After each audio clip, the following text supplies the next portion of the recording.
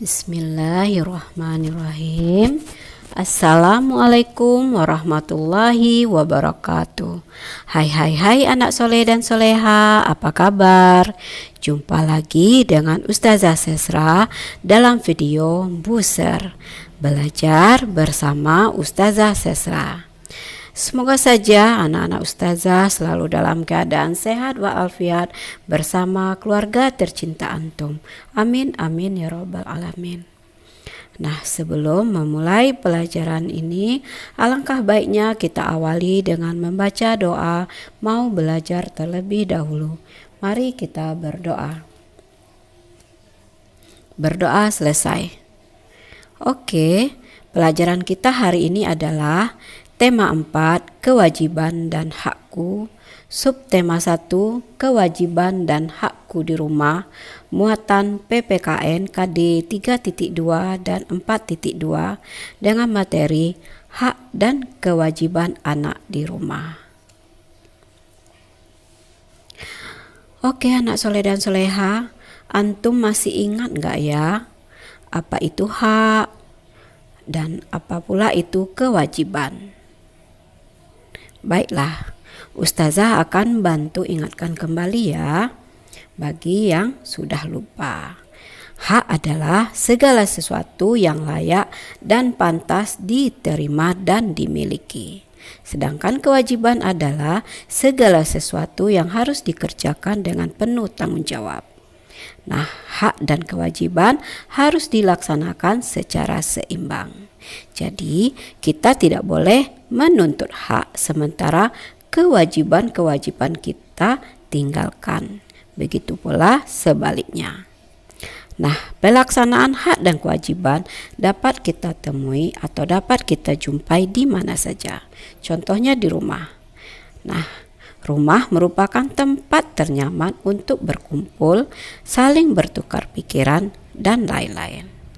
Nah, apabila hak dan kewajiban di rumah kita laksanakan dengan baik, maka akan tercipta keluarga dan rumah yang nyaman dan harmonis. Oke, anak soleh dan soleha, berikut ini adalah beberapa contoh hak kita di rumah. Yang pertama yaitu mendapatkan kasih sayang dari orang tua. Kedua, kita berhak mendapatkan pendidikan. 3, berhak mendapatkan perawatan jika sakit. 4, berhak mendapatkan waktu bermain bersama orang tua. 5, berhak mendapatkan waktu bercerita kepada orang tua. Dan keenam, berhak mendapatkan perhatian saat belajar. 7, berhak mendapatkan uang saku jika orang tua kita mampu, ya. Dan ke-8, kita berhak mendapatkan tempat tinggal yang layak. 9, berhak mendapatkan makanan dan minuman yang sehat. 10, berhak mendapatkan pakaian yang layak. 11, berhak mendapatkan waktu istirahat yang cukup. 12, berhak mendapatkan waktu belajar yang cukup. 13, berhak mendapatkan bantuan dari ayah dan ibu jika kita mengalami kesulitan, ya.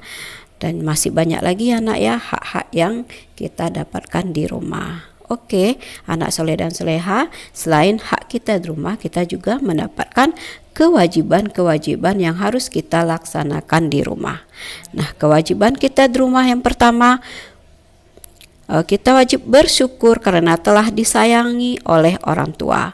2, mematuhi perintah orang tua selama itu baik. 3, membantu orang tua, kakak, dan adik. 4, wajib belajar dengan sungguh-sungguh.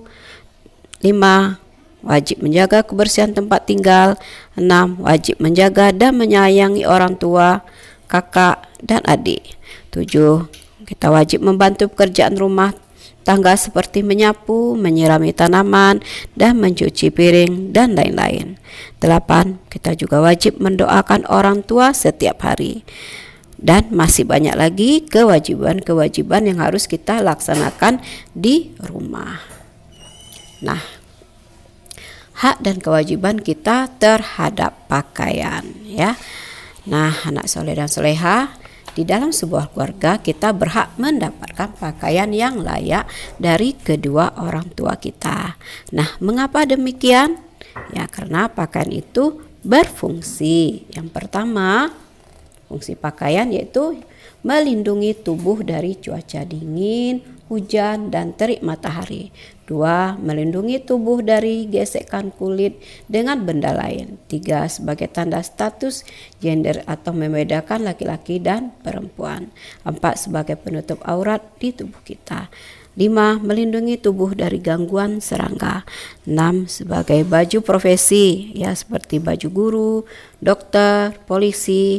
Nah, itu berbeda-beda ya nak. Nah, oke anak soleh dan soleha, itu tadi adalah fungsi pakaian. Dan berikutnya adalah hak kita terhadap pakaian, ya.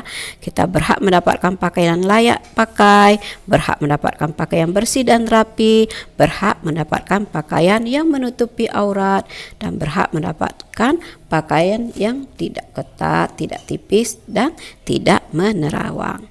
Nah, berikut adalah kewajiban-kewajiban kita terhadap pakaian. Yang pertama, bersyukur karena memiliki pakaian. 2. Merawat pakaian. 3. Memakai pakaian dengan hati-hati. 4. Menjaga pakaian agar tidak cepat rusak dan kotor. 5. Mengenakan pakaian yang menutup aurat. Dan keenam itu mengenakan pakaian sesuai kebutuhan. 7. Tidak mengenakan pakaian yang tipis dan menerawang. 8. Mengenakan pakaian yang tidak ketat. 9. Mengenakan kerudung atau jilbab bagi perempuan muslim. Oke, anak soleh dan soleha, tadi Ustazah ada jelaskan salah satu kewajiban kita terhadap pakaian adalah merawat pakaian. Nah, anak Ustazah ada yang tahu nggak ya cara merawat pakaian?